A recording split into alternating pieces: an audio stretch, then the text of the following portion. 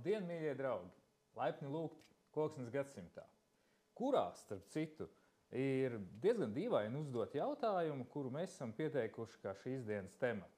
Vai ir dzīve bez koksnes? Bet tā kā šis jautājums ir izskanējis publiski, šodien mēs pamēģināsim uz to paskatīties caur mūsu dzīves telpas prizmu, jeb mājām, kur patiesībā mēs ar koksni ikdienā satiekamies visvairāk. Tāpēc šodien studijā pie mums ir biedrības Zaļās mājas valdes loceklis un Latvijas būvniecības klastera, koka būvniecības klastera izpilddirektors Kristaps Ceplis. Kristap, tu esi pēc profesijas un pēc izglītības vēsturnieks.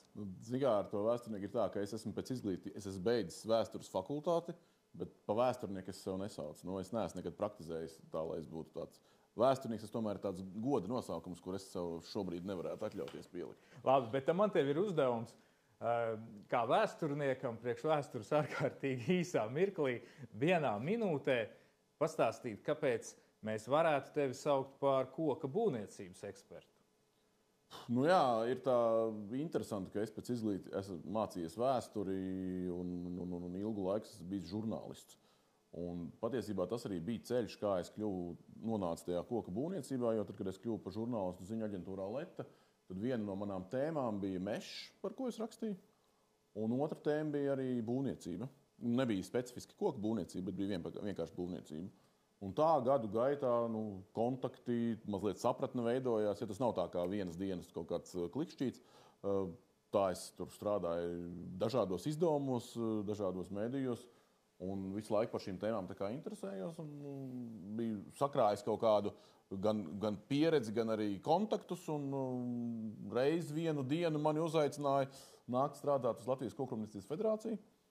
Un tā es arī nokļuvu šeit, un pēc tam no federācijas es pārgāju uz biedrības Zaļās mājas, kur tas viens no maniem lauciņiem tieši bija arī koka būvniecības veicināšana, jo es pirmkārt arī pats ticu tam, ka koka materiāls, koka mājas ir tas, kur mums būtu jādzīvo Latvijā, un ja vēl darbs tev liek darīt tādas lietas, tad kā vēl savādāk?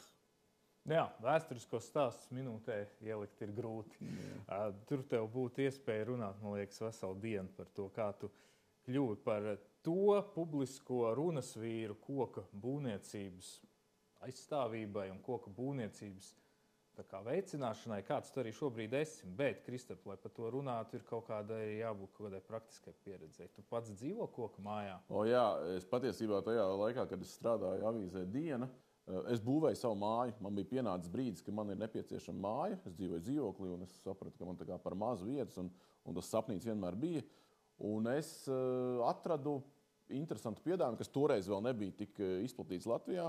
Es atradu uzņēmumu, kurš ražo koka mājas, un kuru birojas atradās tādā koka mājā, kādu viņi ražo un tirgo. Tur es izgāju, redzēju, kas man patīk, kas man mazliet nepatīk, ko es varētu pārtaisīt. Un apmēram pēc nedēļas es zvanīju un teicu, es gribu šo māju, būvējam. Un tad notika nākamais interesantais, tā māja, kas man ļoti patīk šajā koka būvniecībā, man bija zemes gabals, būtībā, zeme ar zālīti virsū un nekas vairāk. Un no brīža, kad tika iedurta lāpsta, lai taisītu pamatus, pirmā velēnas kārta tika noņemta, līdz brīdim, kad es iegāju dzīvot mājā, pagāja 6 mēneši. Un tas ir, manuprāt, ļoti ātri. Tas ir rēķināt kopā ar visiem pamatu, izrakšanu, ieliešanu, visu mājas montāžu. Mājas montāžu pati par sevi aizņem 2 dienas. Jo māja ir rūpnieciski ražota, viņu atveda, man bija paneļi, viņus atveda vienkārši kraus mašīna, bija krāns, sastelēja, un tad bija tur piekārtošana, un tad bija iekšdarbi un tādas lietas. Ja, par šiem vairāk nekā 10 gadiem, gan arī 20 gadi pagājuši, tu esi apmierināts? Jā, es esmu ļoti apmierināts. Pirmais mans apmierināšanas brīdis ir tas, ka tas notika ātri, jo tas man bija ļoti svarīgi. Tas ir viens no pirmajiem plusiem koka būvniecībai – ātri. Jūs to varat dabūt ātri, gatavu. Un pati māja, man tā nav ekskluzīva māja, man tā ir vienkārša māja, bet man jāsaka, ka es par šiem gadiem neesmu saskāries ar ar kaut kādiem konstruktīviem problēmu jautājumiem, kas būtu sarežģīti. Ir, protams, ikdienas uzturēšana, ir tur fasādes kopšana, ir iekštelpas, bērni un tam līdzīgi. Bet māja kā māja funkcija pilda ļoti labi, esmu apmierināts un jādzīvo tālāk. Nu, un tavā mājā bez tā, ka viņa ir celta no koka, cik daudz tur koks ir sastopams pārējās man patiesībā, lietās? Kad ienāk man mājā, man uzreiz var redzēt, ka ir koks, jo man grīdas ir koka dēļu grīdas. Man ir arī smukumiņi tādi uz stūrīšiem, visur koki, ir koka mēbeles, koka virtuve. Koks ir visur. Būtībā koks ir visur, tur, kur viņš ir loģiski, viņam jābūt, un tur, kur, diemžēl, nav koka logi.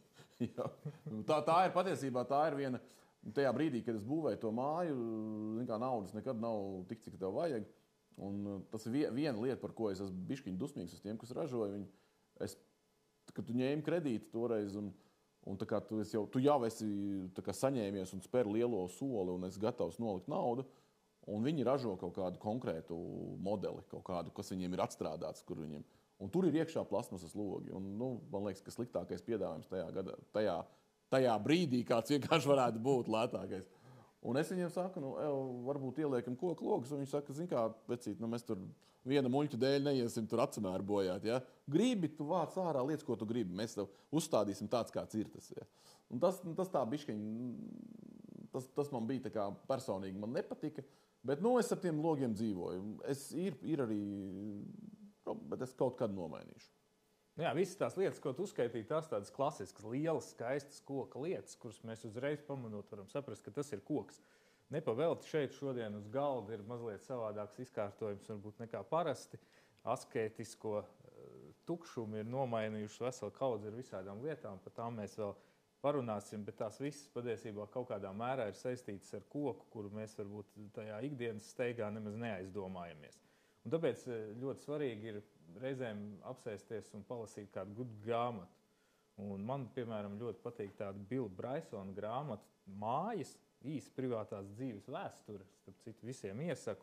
Un tur autors tādā ļoti foršā valodā iziet cauri savas 19. gadsimtā būvētās mācītāju mājas vai mācītāju mūžas, tas ir Lielbritānijā jāsaprot, istabām, un katrā tā istabā viņš atrod stāstu, kas vienkāršā veidā izstāsta cilvēku attiecību, attīstību un varbūt sociālo struktūru attīstību, tā laika Britu impērijā līdz pat šodienai. Arī mājām mēs varētu iet no vienas istabas uz otru un šitā stāstīt stāstus par to, kur tur ir redzams koks. Un zaļās mājas to starp citu ir izdarījušas.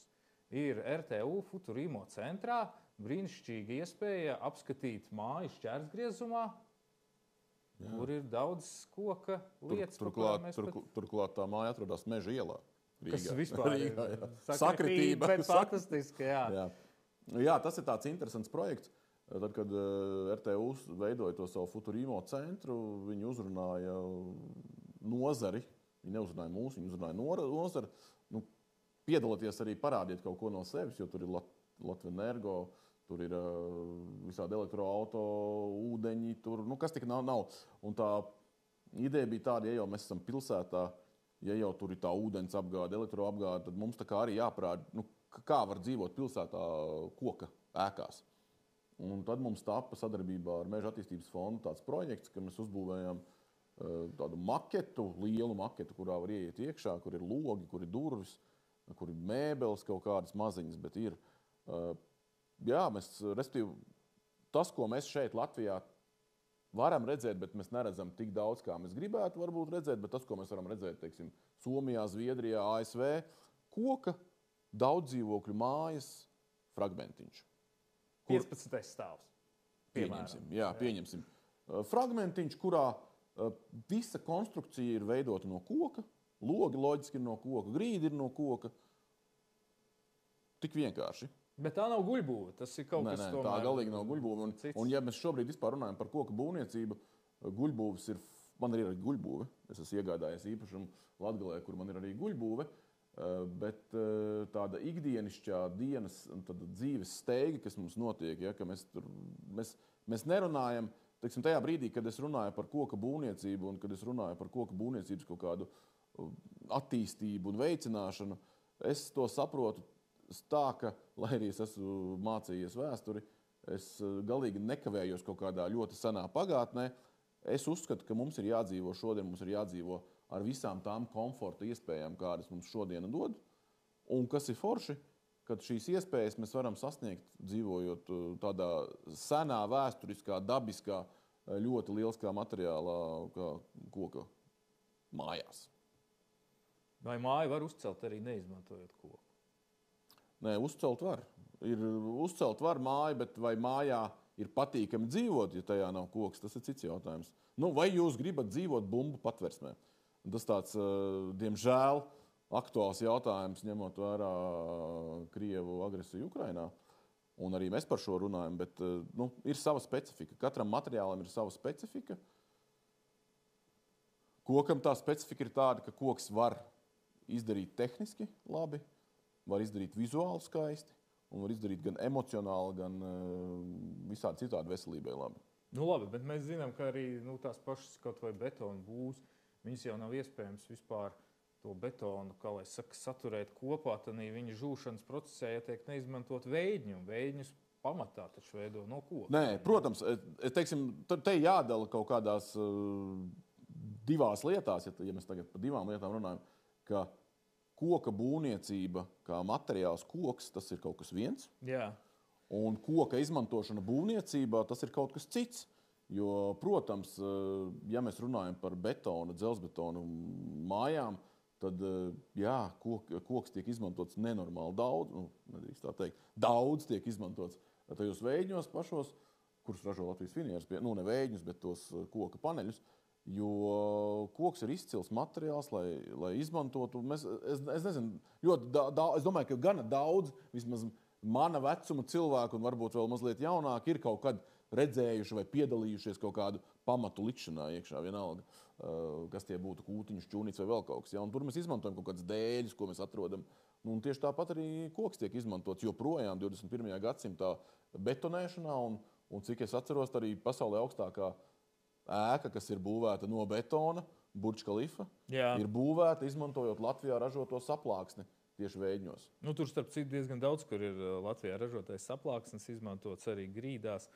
Tā kā piemērs izcils, bet pat, ja mēs abstrahējamies no tā, ka koks ir kā būvniecības materiāls visai ēkai ideāls, tad tomēr ir kaut kādas lietas, piemēram, tās pašas pāris un sijas, kuras mēs pat nedomājot, ka māja būvēta no koka, tomēr kaut kā organiski pieņemam, ka tas gan ir koks.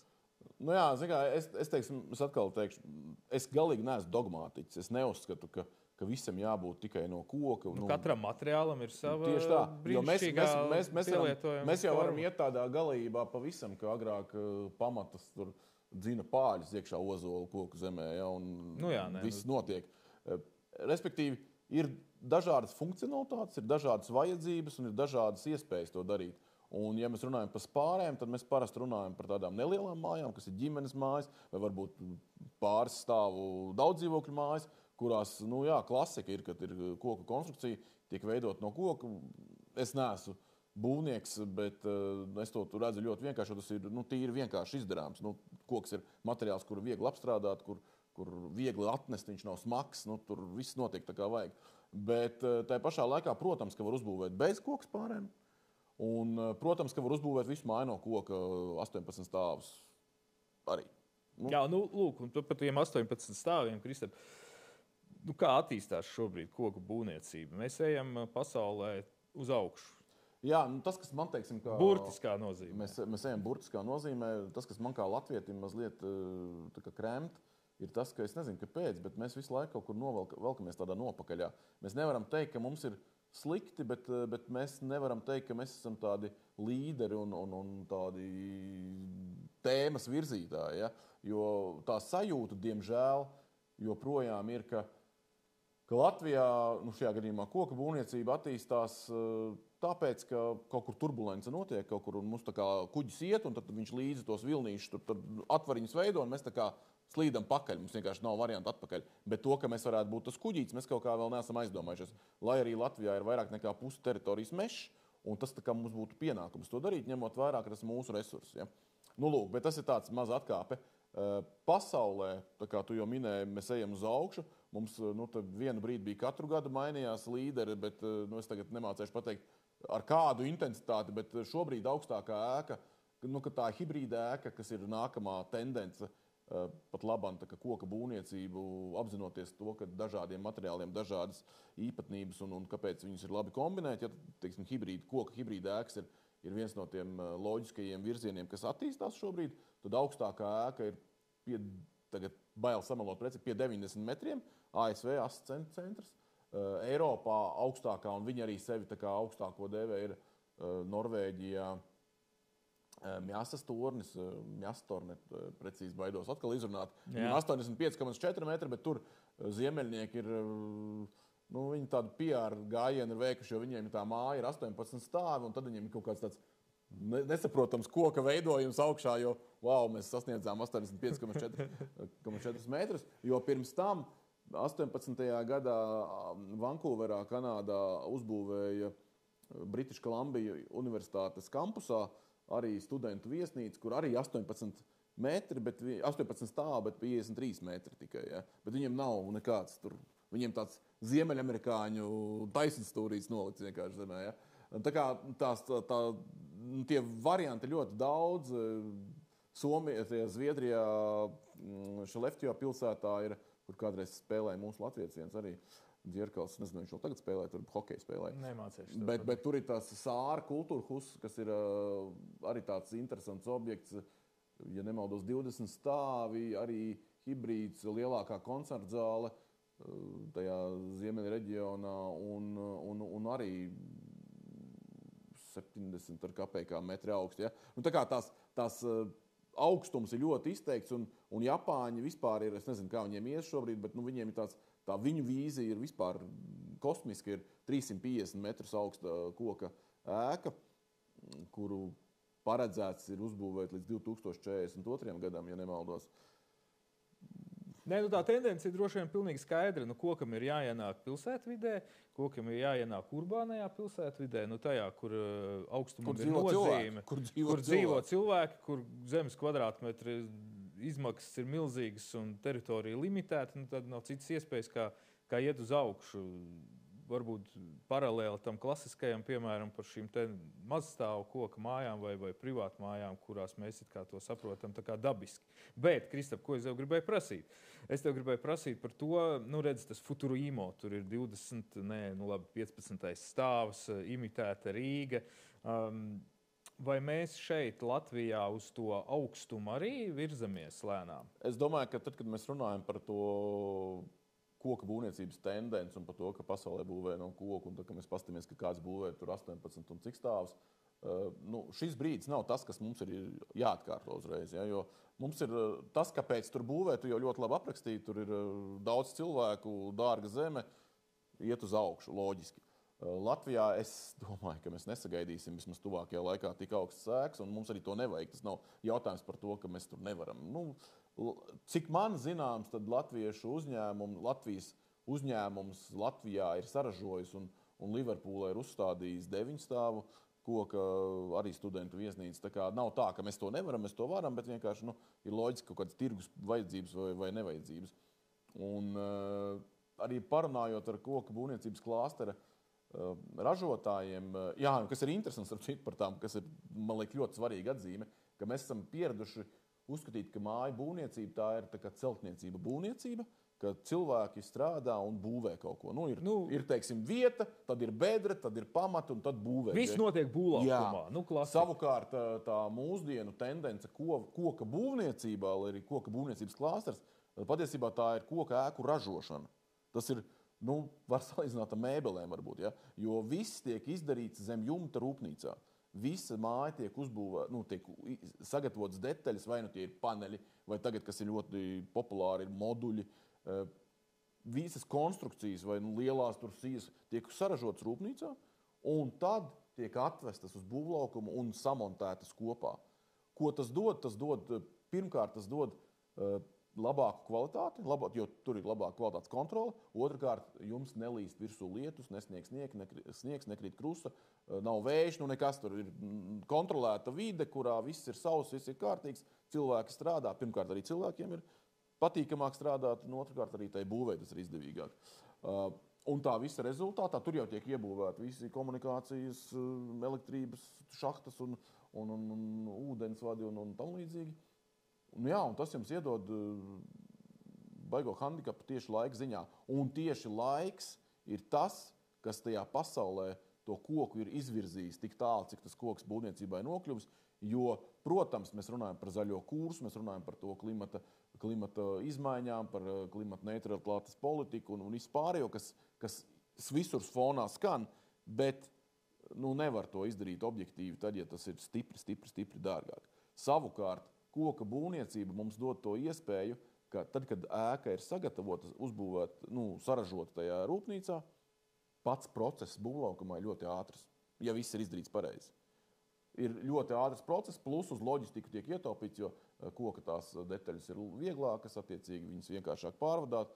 Un tajā brīdī ir starpība, ja tas, ko es minēju iepriekš par to Vankūveras 18 stāvu augsto studentu viesnīcu, vienlaikus tajā objektā atradās 9 celtnieki no pamata tās līnijas līdz augšai māju samontēja mazāk kā 2 mēnešos. Pēc tam tur vēl bija tie iekšdarbi tāds, bet tas ir tas rādītājs, kas raksturo. Kāpēc? Jo tajā brīdī, kad jūs maksājat celtniekiem godīgas algas, ar godīgi nomaksājat nodokļus, tad ir starpība, cik ilgi viņš pie jums strādā un cik ilgi jums tā alga ir jāmaksā. Tieši tā, jo būvniecības procesā dārgākais jau, protams, sen vairs nav varbūt tās materiāla izmaksas, bet pats laiks, darba spēks un tas, cik ilgi vispār projekts tiek celts un tad cik ilgi nauda, kas viņā ir investēta, netiek apgrozīta un dabūt atpakaļ. Protams, un tā kā te faktiski tad es varu teikt tā, ka koka būvniecība faktiski mūsdienās tas mīts, ka mēs ceļam no koka, jā, jo tas ir estētiski, jā, tas ir skaisti, jā, tur ir vide, bet, labi, mēs par to tad arī esam gatavi vairāk samaksāt. Tā sen, vai, neteiksim, ka sen, bet vismaz pēdējos gados tā vairs nav. Tā vairs, teiksim tā, es joprojām uzskatu un piekrītu, ka mēs ceļam no koka, tāpēc tas arī ir estētiski un patīkami. Tas ir win-win drīzāk. Bet tas ir win-win, tāpēc, ka jebkurā gadījumā kādam par to ir jāmaksā. Un ja tas ir vienkārši estētiski, bet tas maksā 3 reizes vairāk, tad mēs to nedarīsim, jo mēs, lielākā daļa to nevar atļauties. Bet šajā gadījumā ir tieši tā, ja mēs esam pareizi visu rēķinājuši, darījuši, izpildījuši, tad mums tas nav dārgāk par koka māju. Vai tas ir pat arī lētāk? Tieši tā. Es atvainojos par betonu māju. Jā. Paejam tālāk. Māju uzbūvēt no koka ir ekonomiski pamatoti. Darām tā, jo tur ir ļoti daudz win-win arī no estētiskā viedokļa. Mēs dzīvojam tajā klimata zonā, kādā mēs dzīvojam. Ziema mums ir ļoti normāls dabisks agregāts stāvoklis, lai varbūt viņi tur reizēm ir drusku siltāka vai drusku augstāka, bet jebkurā gadījumā mums ir jāsildās. Krista, par ko tu sildies savā koka mājā? Man ir malka. Malkas apkurs. Un es domāju par kādu efektīvāku koka risinājumu granulām. Tajos brīžos, kad es nesu malku cauri kupenām brienu, vienmēr domāju par to. Šodien domāju par to. Mums jau ir bijis saruna ar Didzi Palēju no Latvijas Bio asociācijas, tātad par bioenerģiju un par to, cik daudz mēs patiesībā Latvijā koku izmantojam enerģētikā. Kristaps labs piemērs tam, ka joprojām arī vecā labā malka ir varbūt ne gluži pats ērtākais, bet tik un tā ļoti daudz izmantots. Jā, bet es par malku es pateikšu, kāpēc arī malka jaunai mājai. Tā ir kaut kāda neatkarības patiesībā. Es to sev izvēlējos arī zināmā mērā neatkarības dēļ, jo man ir māja, man ir zeme, man ir mežs, un lielu daļu malkas es sagādāju pats. Un varbūt tad, ja es esmu slinkāks, tad es mazāku daļu sagādāju pats un lielāku daļu nopērku. Bet, ja ir, piemēram, kaut kāda krīzes situācija, kaut kas, es nezinu, kaut kāda iemesla, kāpēc es nevaru atļauties nopirkt, tad es vismaz to, ko es varu izdarīt, varu atļauties aiziet uz mežu un sagādāt malku pats. Man ļoti patīk, ka tu pieminēji vārdu neatkarību. Piedod, ka es tev pārtraucu, bet man liekas, arī tādā valstiskā līmenī mūsu pašu dabīgā resursa, tā, kas izaug mūsu mežos, uz mūsu zemes, maksimāla izmantošana šeit pie sevis enerģētikā, tas ir vairāk nekā neatkarības. Tas ir absolūts drošības nacionālās jautājums. Es absolūti piekrītu. Tas arī ir viens no iemesliem. Es, protams, saprotu, ka mums ir padomju mantojums, kāpēc mums ir tā, kā mums ir. Bet tas katrā gadījumā ir kaut kas tāds, uz ko mums bija jāiet agrāk un uz ko mēs tagad ejam pēc pandēmijas un karš, ja, ka mēs esam sākuši būtiski palielināt koksnes izmantošanu tieši enerģijas ieguvē. Bet, cik es zinu, mēs varam nodrošināt sev pilnībā, ja mēs to darām gana gudri un pareizi. Tieši tā. Kristap, es nezinu, es tagad neatceros, vai Futurīmo mums bija arī plauktiņš ar grāmatām. Mums ir plauktiņš, bet viņā nav ielikts grāmatas. Būs jāizved, jo grāmata, man liekas, ir tāds vistuvākais un cilvēkiem saprotamākais priekšmets koksnes tālākai ķīmiskai pārstrādei. Kaut gan cilvēki, es domāju, visticamāk to tā neuzticēja. Vai tu pats, Kristap, daudz lasi grāmatas? Nepietiekami. Man ir tā, grāmatām man ir tā, ka man ir periodi, kad es, kad tev parauj, tad tu lasi daudz, un tad kaut kādā brīdī, kad tu apstājies, tad neizsāc atkal. Bet tu piekritīs, ka tā sajūta, tomēr turot rokās grāmatas, šķirsot šīs lapas, viņa ir kaut kas tāds, ko nevar aizstāt neviena planšeta, neviens ekrāns. Jā, grāmata, žurnāli, teiksim, ir starpība. Ja? Es kā sens ziņu cilvēks, man ļoti interesē ziņas. Protams, ka tu telefonā, datorā, tu vari ātri apstīties, kas ir noticies, bet tagad tu tā mazliet tā kā pāanalizēt, pasēdēt, man patīk palasīt, atšķirt atpakaļ, paskatīties. Ja? Papīram ir tā sava tas foršums, tā kaut kāda sava īpatnība. Papīram ir savs foršums, un papīrs rodas no tādas fantastiskas koksnes sastāvdaļas kā celuloze. Un ap celulozes rūpniecību, man liekas, arī ir viens tāds būtisks mīts cilvēkiem uzaudzis apkārt, ka taupīsim papīru, neražosim celulozi, jo tas saudzēs mežus. Cilvēkiem vispār ļoti daudz mīti par mežu un par mežu saudzēšanu. Jā, un arī šis mīts, jo tas, kas cilvēkiem būtu jāzina, ka Latvijā mēs neaudzējam mežus, lai iegūtu papīru. Tas tāds pirmais, kas būtu jāatcerās. Ja? Mēs audzējam mežus, lai iegūtu baļķi, un papīrs ir galotnes. Ja? Tā ir zari, tā ir atliekas. Koki Latvijā aug ar galotnēm. Jā. Un vēl viena nianse, lai meži izaugtu resni, produktīvi, un tur tā koksne būtu, viņi ir jāretina. Un tajā retināšanā atkal tiek izņemts ārā kaut kāds koks. Un, protams, mēs runājam par to, ka katram Latvijā iegūtajam koka kubikmetram būtu maksimāli jābūt pārstrādātam šeit uz vietas. Par to nav stāsts. Stāsts vairāk par to, ka papīrs mūsu mājā ikdienā vai vispār papīra rūpniecības arī citi produkti, kas izriet no tā, ka tiek ražots papīrs priekš viskaut kā, ir ik uz soļa. Viņiem ir ļoti liela iespējamība vēl vairāk ienākt nākotnē. Bet, ja nebūs spēcīgas papīra rūpniecības, kas apvieno zināšanas, kas apvieno kapitālu, lai to vispār darītu, attīstītu, neviens cits, kā smējies, neviens cits mūsu vietā to nedarīs. Mēs, protams, neesam papīra rūpnieki, un Latvijā papīra rūpniecības nav, bet tas... Bet mums nav papīra rūpniecības, bet mums ir tādas vēsturiskās sekas tam, ka mēs gājām uz papīra rūpniecību padomu laikā. Mums ir daudz egļu audzes, kuras ir stādītas savulaik slokas papīra fabrikas vajadzībām un kuras ir stādītas neatbilstoši tam, kā tagad tiek uzstīts, kā jāstāda mežs. Viņš ļoti blīvas, nav koptas, un šobrīd ir tā, ka vai tu viņu paņem visu nost, vai tik līdz kā tu pieskaries, tā viņš vienkārši viss tur krīt nost, jo viņi viens otrā turās tie koki. Viņi vairs nav spējīgi atsevišķi augt. Ja? Tā kā tam visam ir kaut kādas sekas, jebkurā gadījumā. Mēs to redzam, mēs varam redzēt. Tieši tā. Redz, ja mēs varam apskatīties, tad šis ir vienkārši parasta celuloze, no kuras tiek ražots tālāk papīrs. Bet mēs šobrīd esam ar tevi tādā gada laikā, kad ir vajadzīga ne tikai tā malciņa krāsnī, bet bieži vien mēs arī ārstējam savu degunu, savu kaklu, kurš ir apaugstēts ziemas mēnešos, un arī tur mums ir ārkārtīgi būtisks papīrs. Un man jau liekas, ka es varbūt tagad statistiski nepateikšu precīzi, bet Kristap, pasaulē jau tomēr visvairāk attīstās šobrīd tieši šī higiēniskā papīra lietošanas nepieciešamība. Nu jā, jau drukātie izdevumi samazinās. Bet attīstās. Zinām, man nav precīzi dati. Nē, mums šodien arī noteikti nav jābūt precīziem datos. Viennozīmīgi attīstās higiēna un iepakojums. Jo mums visiem patīk visādas mantiņas ņemt, un tas ir viennozīmīgi. Un patīk, ka viņas ir smukās kastītēs. Jā, jaunas.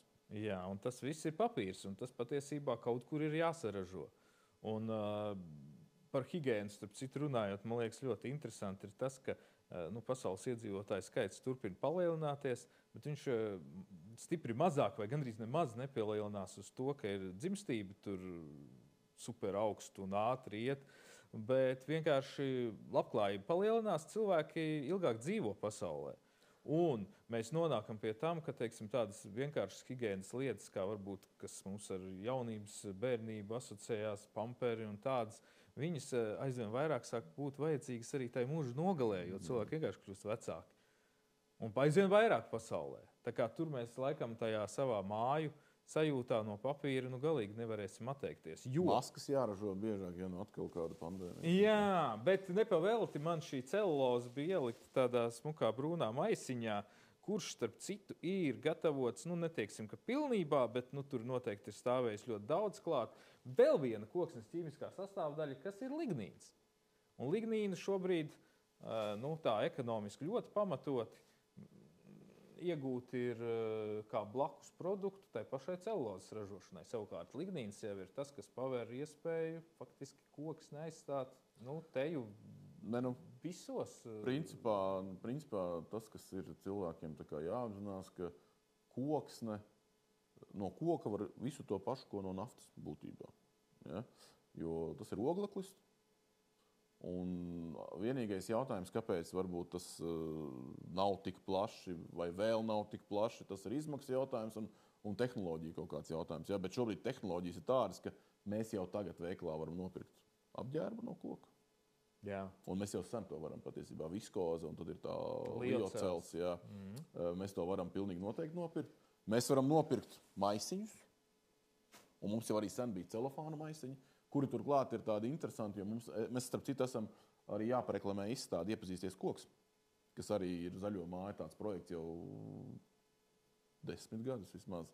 Un tur mums ir tādi eksponāti, kur mēs liekam atpazīt, kas ir no koka, un ar celofānu maisiņu ir problēma, ka viņš, man liekas, ka 2 reizes manā karjerā ir beidzies, jo viņš vienkārši sadrop un pazūd kaut kur. Viņš biodegradējās. Jā. Tas nenotiek, protams, tur vienā mēnesī vai dienā tie gadi, bet kaut kādā brīdī nav vairs tā maisiņa. Ja? Tā kā mēs... Nepavēlti šeit stāv arī šis. Jo šis arī ir gatavots no ķīmiski pārstrādātas koksnes, poda vāks. Tātad, mīļie draugi, higiēna caur toaletes papīru, kuru mēs varbūt vēl asociējam ar koku, aiziet jau tik tālu, ka pats tronis, uz kura to visu darīt, arī ir no koka. Jā, tad mums ir tautā, Makroflex, tas jau ir brands, ja, bet principā poliuretāna putas, kuras izmanto arī mājās celtniecības putas saucamās, kuras ir tapušas šajā gadījumā. Šīs putas Latvijā nav ražotne, kas ražo, bet Latvijā ir daudz gudru cilvēku, kas strādā meža nozarē un kuri strādā Latvijas Koksnes ķīmijas institūtā un kuri ir radījuši formulu bioloģiskām poliuretāna putām, bet kas man liekas pats fantastiskākais, ka tas nav radīts, lai mājas būvētu, bet tas ir radīts, lai kosmosa kuģis būvētu. Konkrēti, latviešu radītā formula ir izmantota savulaik Padomju Savienībā burāna kosmosa kuģa nesēja raķetēja enerģija izolācijai. Un šobrīd Eiropas kosmosa aģentūras Ariane 6 raķetes izolācijai ir izmantotas. Un, protams, no šī var arī izmantot kā celtniecības putas, kā siltinājumu, un arī šo pašu izmanto autoindustrijā. Konkrēti zinu, ka Volkswagen grupas automašīnās tās plasmasīgās detaļas un arī koka imitācija tiek taisīta no poliuretāna, kur ir arī komponenti bioloģiskā klāta. Nu jā, un arī koka mēbeles, kuras mēs varbūt asociējam ar tādu ļoti skaistu, klasisku, masīvu koku izpildījumu. Kristap, izstāsti, kas ir šis brīnišķīgais kubiks? Jā, šis kubiks ir viņš ir tāds stilizēts plauktiņš, jo mums patiesībā Pauls atnes tikai vienu, man ir 11 viņi dažādos izmēros, bet idejiski šis ir 3D printēta mēbele, tā varētu nosaukt. Un šajā gadījumā viņam arī pēc krāsas var rasties kaut kāda nojauta, kas tas ir, bet ir arī tādi, kuriem krāsa nav šāda tieši. Šis ir printēts no koka, respektīvi saistviela ir, tagad baidos pateikt precīzi, kas, bet klāt ir koksnes putekļi. Koksnes putekļi, kas rodās pārstrādes procesā, tiek sajaukti ar saistvielu, un tad no tās tiek ražots šāds te produkts. Jā, es negribu apgalvot, ka šis ir dizainiski kaut kāda augstākā pilotāža, bet tas ir rādītājs, tā ir tendence, ka pie šādām lietām tiek strādāts, ka risinājumi ir ļoti daudz un dažādi, un, kas ir arī svarīgi, tomēr šis nav vienīgais veids, kur izmanto koksnes putekļus. Latvijas Finieras akcijas sabiedrība arī izmanto koksnes putekļus, ražojot kopā ar PVC, ar plasmasas pudeļu atlieku masu, ražojot pārklājumu priekš saplākšņu. Ja? Tā kā tā ir realitāte, tas nav tikai kaut kāds... Un man liekas, man ļoti patīk, ka tu pieminēji to, ka tie putekļi ir radušies ražošanas procesā. Tātad mēs neesam paņēmuši kaut kādu baļķi, no viņa radījuši putekļus, lai tagad no viņiem uztaisītu 3D plauktiņu. Tas ir, es atļaušos vēl ielīst šajā jautājumā, tas ir vispār, patiesībā tas ir tas, kas būtu jāsaprot visiem Latvijas iedzīvotājiem par koka rūpniecību, koka pārstrādi, tieši tāpat kā par papīru mēs runājam. Mums ir, vismaz tā tendence, es negribu apgalvot, ka visi tā domā, bet tā tendence, ko mēs redzam, bieži ir, ir kaut kādi pārmetumi, ir tā, ka jūs tur, nocirtāt, lai tur papīra malku radītu vai vēl kaut ko darītu. Ja? Principā tam visam ir tāda loģiska secība. Mēs audzējam koku.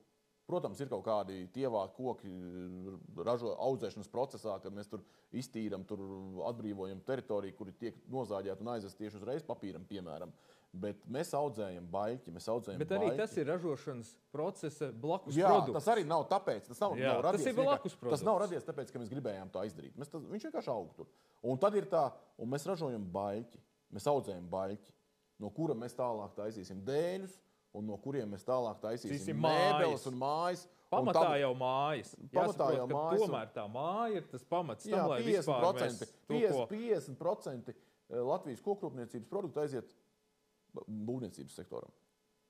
Un tad, to visu ražojot, mums rodās zāļskaidrs, mums rodās mīzes, mums rodās šķelda, mums rodās zari, galotas, un tad tas viss pārējais apaug no tā, kas paliek pāri. Un es esmu tā paudze, kas vēl atcerās, ka es nākot no skolas mājās, ka ir kaut kāda mežstrādes procesa mežiņā, un pēc tam ir liels sārts, jo tur tiek sadedzinātas visādas zaru atliekas. Jā, es pats esmu dedzinājis tādas sārts. Un tagad jūs to nevarat ieraudzīt vienkārši. Labi, ja kāds mazdārziņā kaut ko tur, kādu ābeles zaru dedzina, bet rūpnieciskos mērogos jūs to neredzat, tāpēc, ka tā ir nauda. Neviens nededzina naudu, tāpēc, ka šos te ņem produktus un ražo no viņiem. Labi, būsim godīgi, tur ir arī ļoti skaidri un saprotami vides aspekti iekšā, kāpēc mēs atstājam joprojām kaut kādu daļu koksnes mežā. Tas ir cits jautājums, jā, bet tā ir daļa.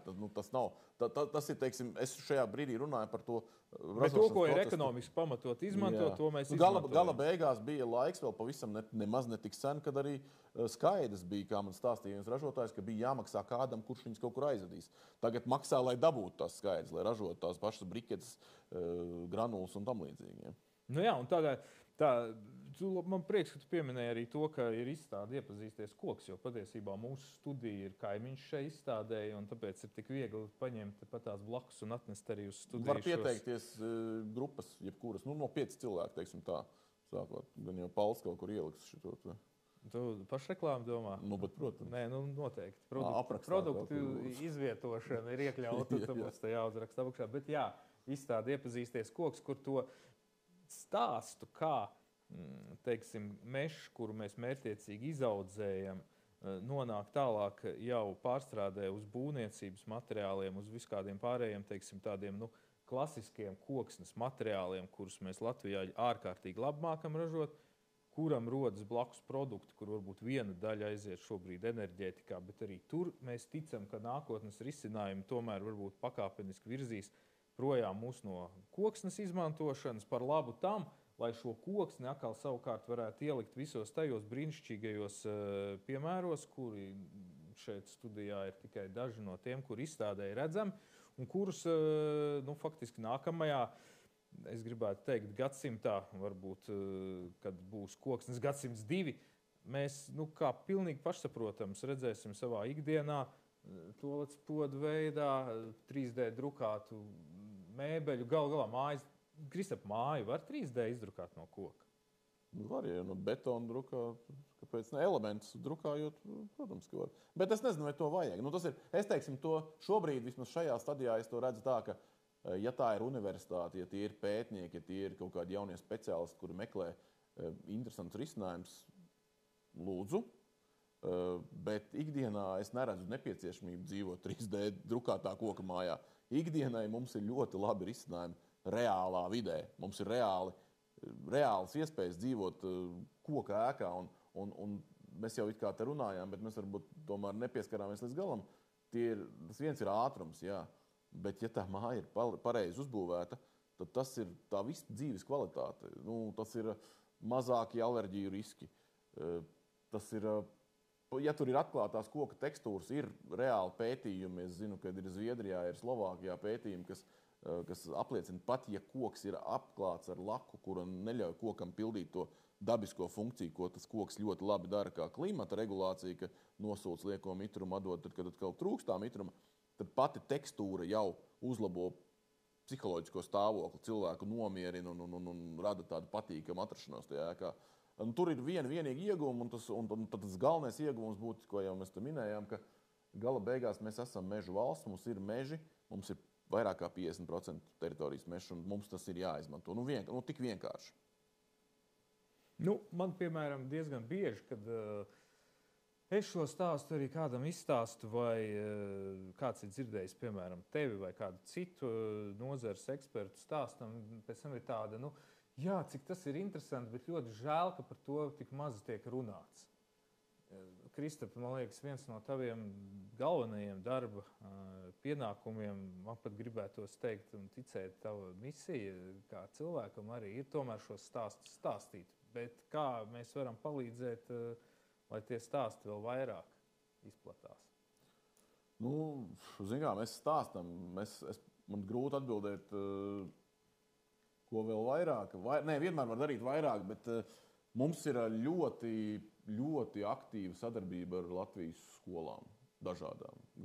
Gan pamatskolām, gan bērnu dārziem, gan augstskolām. Un tas ir patīkami, ka patiesībā, kad tu skaties uz jaunajām tādām interesantajām būvēm, kas Latvijā no koka ir tapuši, tur aizmugurē ļoti pārsvarā tur stāv jauni arhitekti, jauni inženieri, jauni cilvēki, jo tiem vecajiem ir tā tendence iesīkstēt mazliet tajā pierastajā kaut kādā virzienā. Bet šie cilvēki ir gatavi kaut kam jaunam, un tā mēs arī tiekam pie tām interesantajām būvēm. Mums ir izcili, es atkal atļaušos pareklamēt Ogres bibliotēku, kas ir joprojām, jau kādi daži gadi stāv, bet izcila koka būve Latvijā. Viena no lieliskākajām. Es domāju, tagad viņi var sacensties ar bērnu dārzu, koka bērnu dārzu Salaspilī. Un tie abi divi arhitekti ir jauni cilvēki, kas to ir radījuši. Nepavēlties te spēlējos ar šiem ziepju burbuļiem, jo droši vien, ka koka māja, tas, protams, ir saprotams un skaists piemērs, jau zināmu briedumu iegūšam cilvēkam, bet tādā bērndārza līmenī. Vai nav brīnišķīgi, ka arī ziepju burbulis nevarētu pastāvēt, ja nebūtu koksnes? Ziepju burbulis varētu pastāvēt, ja nebūtu koksne, nebūtu izmantot koksne šajā gadījumā, bet ziepju burbuļu brīnumi un tik efektīvi ziepju burbuļi nevarētu pastāvēt, ja? Jo šķidrā celuloze dara savu. Tur ir visi tie triki, tie ir pateicoties kokam. Visas prieks bērnos, un ne tikai bērnos, ir pateicoties kokam. Nu, tāpēc varbūt tas mūsu aicinājums kopējs arī būtu visiem meža nozares pārstāvjiem, varbūt, kur klausās šo podkāstu. Varbūt visiem cilvēkiem, kuri vēlas varbūt vairāk kaut ko saprast par to, cik koksne patiesībā ir 21. gadsimta supermateriāls. Aiziet uz Futurimo, atnāciet uz izstādi, un ja galu galā jūs paši arī kaut ko darat ar koku un zinat šos lieliskos stāstus, stāstiet tos. Ejiet pie bērniem, ejiet uz savu tuvāko skolu, piesakieties. Es varbūt, es vēl arī ieteiktu vienkārši pirms pieņemt kaut kādus tādus viedokļus un lēmumus, ka ir kaut kas ne tā, kā tu iedomājies, mazliet palasīt kaut kādas vēsturiskās grāmatas, varbūt savu vēsturi papētīt dzimtas māju fotogrāfijas, kaut kādas dzimtas cilvēku fotogrāfijas brīvā dabā un nekur ne citur. Jūs vienkārši pamanīsiet, ka tas mežs tiešām ir palicis stipri vairāk nekā ir bijis. Jo es savulaik īstenoju tādu projektu Letai 90, un es braukāju pa Ervīna Volfeļa zīmēto pastkartīšu vietām, lai radītu stāstu par to, kā šodien tur ir. Un ja tā vieta nebija pilsētā, baigi grūti bija kaut ko uztaisīt, jo tu nevari, vai nu priekšā vai aizmugurē ir mežs vai koki vai kaut kas tam līdzīgs. Ja? Tā kā es domāju, ka tas svarīgais, ko es personīgi vēlos, lai cilvēki apzinās, cik patiesībā cieši mēs ar mežu esam bijuši un cik tas ir bijis nozīmīgs Latvijai kā ekonomiskais kaut kāds stūrakmens. Un es nevienā brīdī nepiesaucu slikti izturēties pret mežu, bet to, ka mežs ir jāizmanto, tas ir vienkārši fakts. Tas ir tas, kā mēs dzīvojam, jo pretējais fakts, ko es negribētu piedzīvot, ir tas, kas jau notiek Latvijā, ka mēs jaunaudzes meža platības pārdodam ārzemju uzņēmumiem, kuri tās izmanto kā savu oglekļa noliktavu, jo viņi saka, ka mēs Vācijā strādājam, mēs radām kaut kādas preces, kuru ražošanas procesā rodas oglekļa dioksīds un kurš iziet gaisā, bet mēs esam labi un zaļi, mēs Latvijā nopirkām teritoriju, kura netiks nocirsta, kur tas ogleklis tiks kompensēts. Un tas, man liekas, ir traģiski, jo, ja tas ir Latvijas uzņēmums, kurš ražo un kurš uzkrāja oglekli, tad cepur nost. Bet ja tas ir tā, ka kaut kur citur aiz robežām cilvēki dzīvos labi, bet mēs būsim tie, kas glabās viņu izmešus, tas ir bēdīgi. Ja? Un tā kā, es domāju, ka tas ir galvenais jautājums, kas mums ir jāsaprot. Mums ir jābūvē koka mājas, mums ir jāražo koka produkti, mums ir jāizmanto meža resursi gudri, lai mēs varētu celt savu ekonomiku, nevis lai mēs varam tikai kādam pateikt, forši, mums redz, ka neviens zāģis te nav bijis, mums te viss ir aizaudzis un viss ir ļoti labi. Beigās mēs zinām, kas notiek tad, ja mums nav ekonomisko līdzekļu, beigās kāds cits, un mums nav tālu jāmeklē, kāds cits pretīgs, riebīgs var atnākt, un tad viņš darīs, ko viņš gribēs. Ja? Mēs neko neizdarīsim, tad mēs vienkārši pastīsimies. Ko viņš gribēs, to viņš izdarīs. Bet mums ir iespēja pašiem izdarīt. Mums ir iespēja darīt, mums ir iespēja dot ne tikai darīt kokam, bet dot darīt arī tam ogleklim, kas ir kokā. Vairojam dabisko oglekļa apriti, samazinam līdz ar to fosilo resursu rezultātā radušos oglekļa apriti. Tas ir win-win Latvijas ekonomikai, tas ir win-win klimata pārmaiņām, tas ir ceļš uz ilgspējīgāku nākotni. Tā kā, citējot Kristapu, lasam grāmatas, dažādas, lasam grāmatas saviem bērniem, jo galu galā grāmatā arī ir iekapsulēts dabiskais koka ogleklis. Bet par to, ko tu stāstīji, ka mēs audzējam mežu, lai tikai vienīgi piepildītu kādas ārvalstu kompānijas vēlmi turpināt pūst gaisā to oglekli, kas varbūt ir cēlies no pazemes, un tādā veidā mēs šeit kaut ko kompensējam. Par to mēs noteikti parunāsim kādā citā raidījumā, jo tēma ir ļoti interesanta. Oglekļa piesaista mežos kā ekonomisks vai ne tik ļoti ekonomisks risinājums. Tāpēc šodien teikšu jums paldies. Paldies, Kristap. Paldies. Un tiekamies Koksnes gadsimtā, kurš ir un turpinās. Uz redzēšanu!